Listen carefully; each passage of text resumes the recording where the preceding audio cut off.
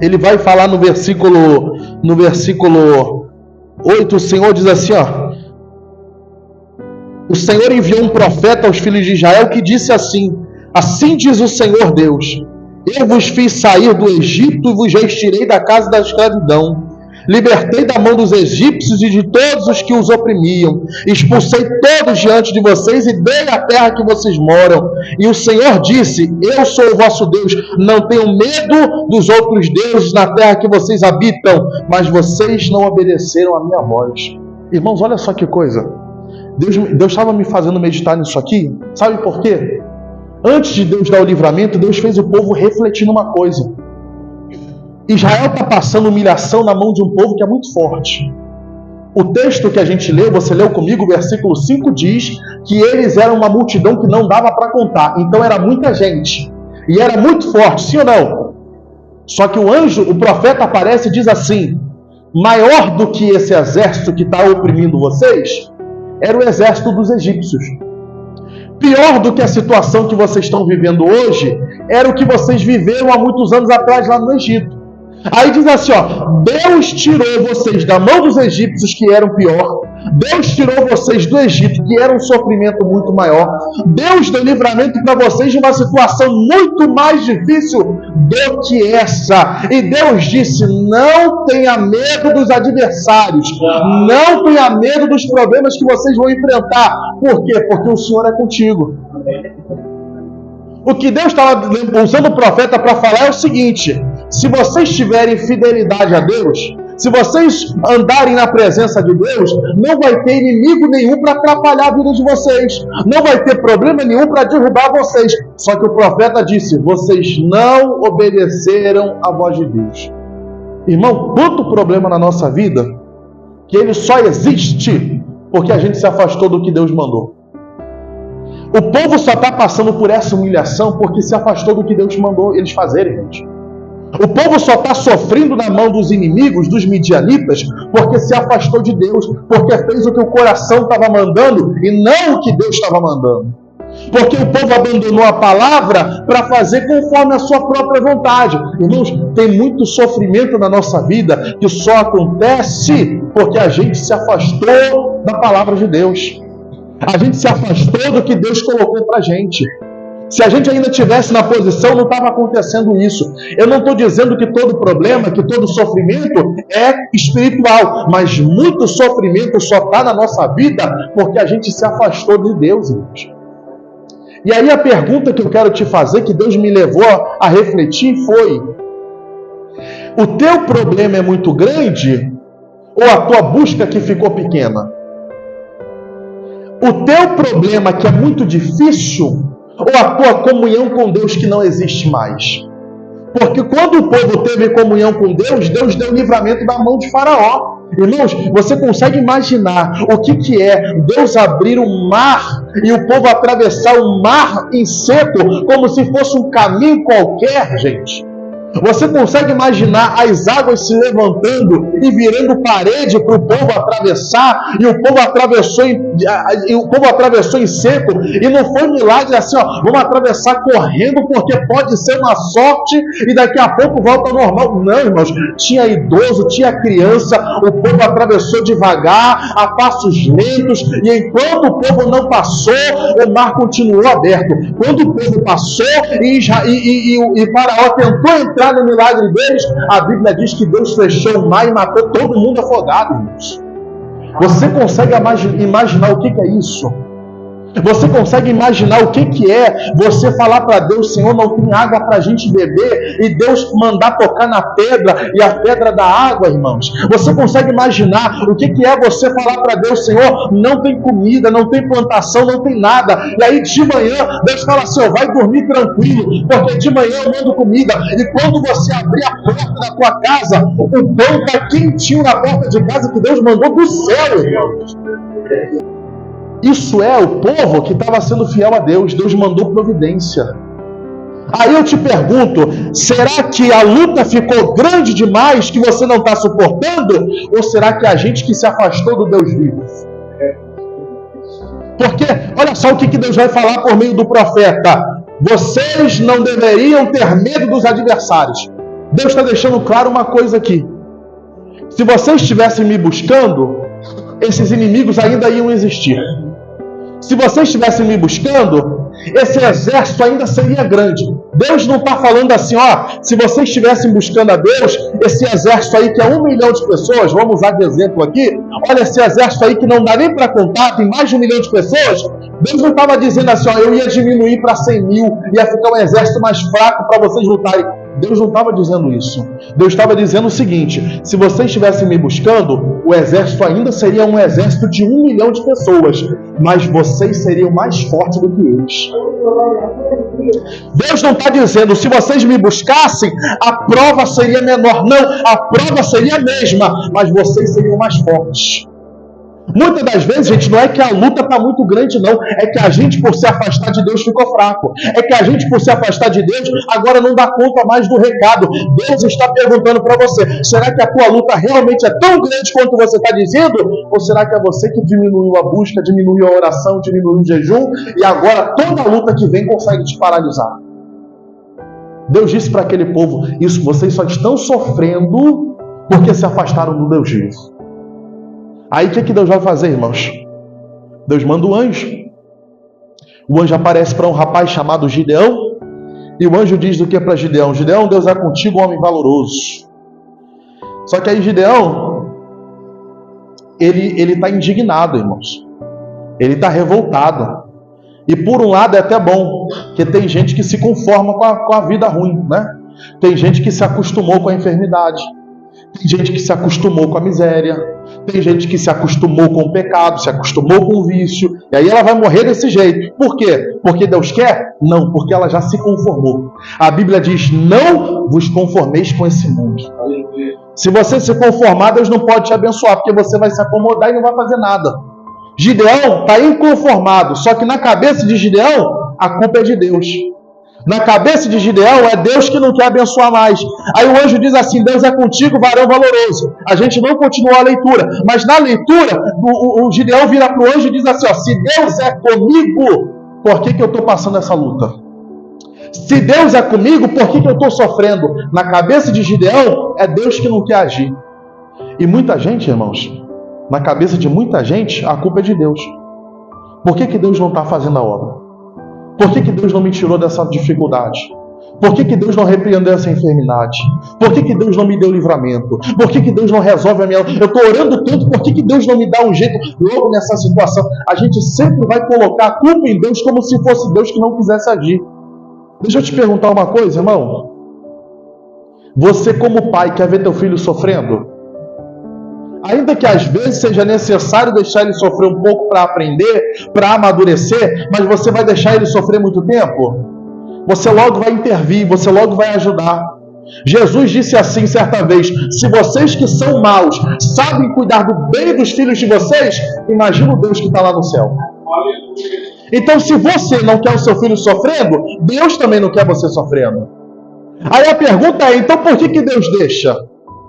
Porque na nossa cabeça a culpa é de Deus. Lembra quando quem já leu lá João capítulo 11, ou já ouviu alguma pregação sobre a morte de Lázaro? Quando Lázaro morre, Marta e Maria falam com o Senhor, se o Senhor estivesse aqui, meu irmão não tinha morrido. Na cabeça de Marta, a culpa é de quem?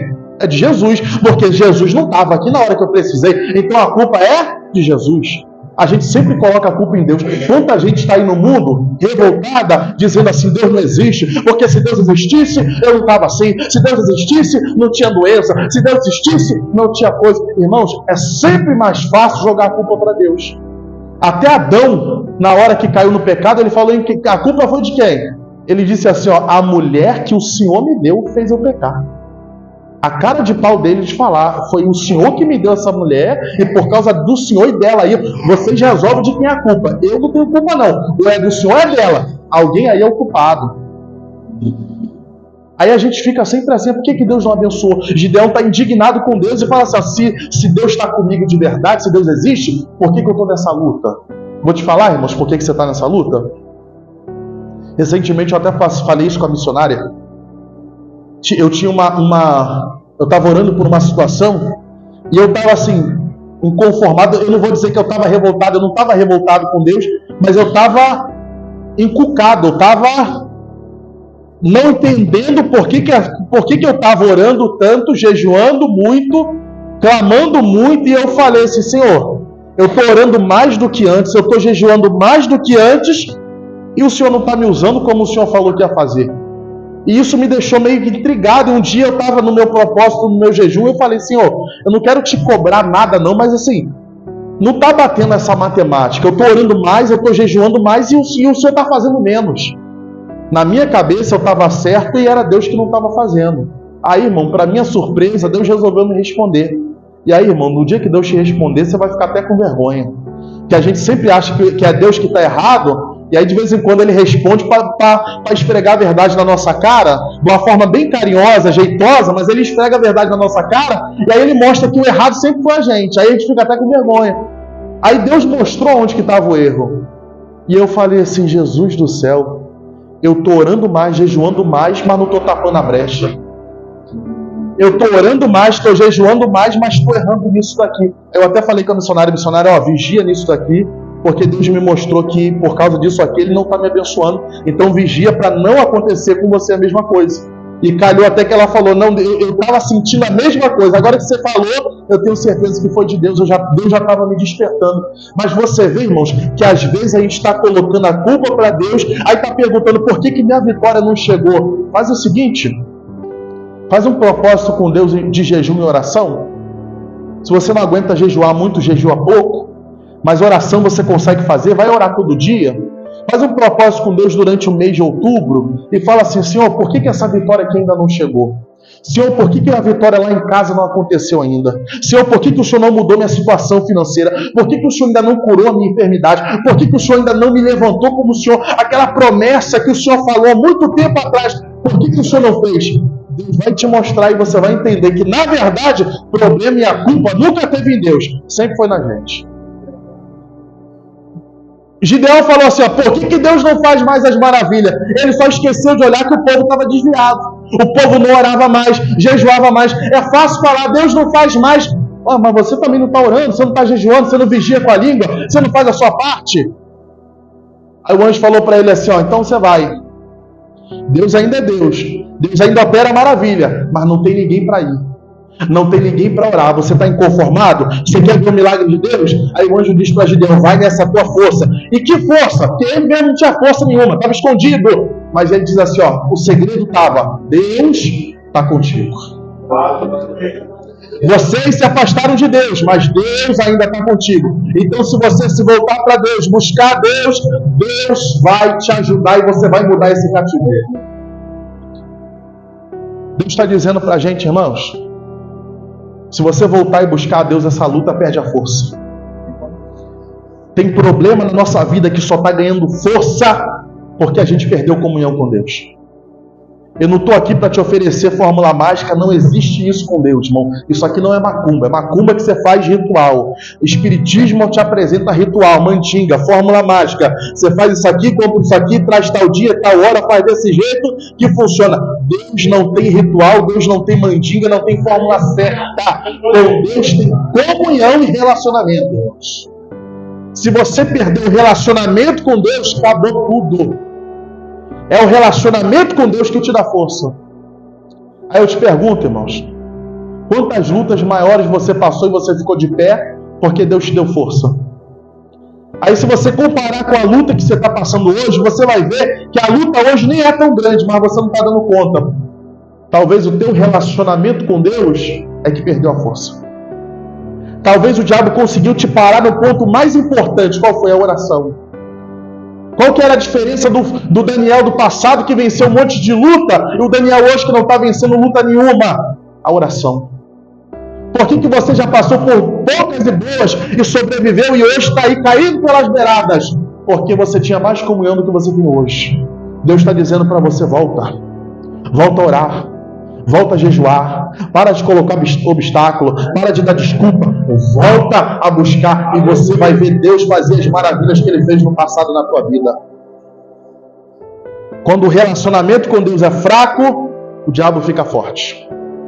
Quando o relacionamento com Deus fica fraco, o diabo ganha terreno. O diabo ganha espaço. Mas quando você fortalece a comunhão com Deus, o diabo vai perdendo as forças, vai saindo de fininho, porque ele sabe que quando Deus está no negócio, ele não pode mais. Então, irmãos, quando Deus quis dar vitória ao povo, a primeira coisa que Deus fez, restaurar o relacionamento com Deus. Deus quer que você restaure a sua comunhão com Deus. A luta vai passar, pastor, se eu começar a orar? Não, vai continuar a mesma luta. Só que você vai ter mais força. Só que você não vai se aborrecer com tanta facilidade. Você já percebeu que o diabo consegue tirar a tua paz muito rápido? Você já percebeu que o diabo te estressa com muita facilidade? Você acorda bem, chegou, botou o pé no trabalho, não deu 2 minutos, alguém faz uma gracinha, você já está arrancando os cabelos da cabeça? Você já percebeu? E você está achando isso normal. Você acha que o problema é a outra pessoa. Não, é você que está fragilizado. Como é que eu vou vencer isso, pastor? Busca Deus. Fortalece teu relacionamento com Deus. Deus vai te dar uma paz, uma segurança, que a pessoa vai fazer gracinha, você não vai nem ouvir a gracinha. Vai entrar no ouvido, vai sair no outro. A pessoa vai falar, ih, fulano está mentindo, você não vai nem ouvir. E se ouvir, não vai entrar no seu coração como se fosse uma seta. Por quê? Porque você fortaleceu a tua comunhão com Deus. Quando a gente não está firme com Deus, nada abala a gente não. A gente ouve, às vezes até fica triste, só que Deus sustenta a gente para a gente não parar. Então, se a tua luta ficou muito forte, quero dizer para você, fortalece a tua comunhão com Deus. Não é a luta que está forte, é a tua oração que está fraca. É o teu jejum que está pouco. Talvez é a tua Bíblia, ó, que você nem lembra mais onde está empoeirada. É o louvor que você nem escuta mais. Você não tem tempo mais para Deus. Você não tem tempo mais para falar com Deus. Aí você não entende por que tudo está dando errado. Não é tudo que está dando errado, não, irmão. É você que está se afastando de Deus. Se aproxima mais de Deus. Você vai ver que você vai tirar isso aí de letra. Você vai ver que vai chegar notícia ruim, alguém vai falar assim, fulano, o carro quebrou, e fulano, perdeu dinheiro, e fulano, aconteceu isso, a empresa deu errado, o negócio deu errado, o planejamento deu errado, e você vai falar assim, amém, glória a Deus, Deus está no controle.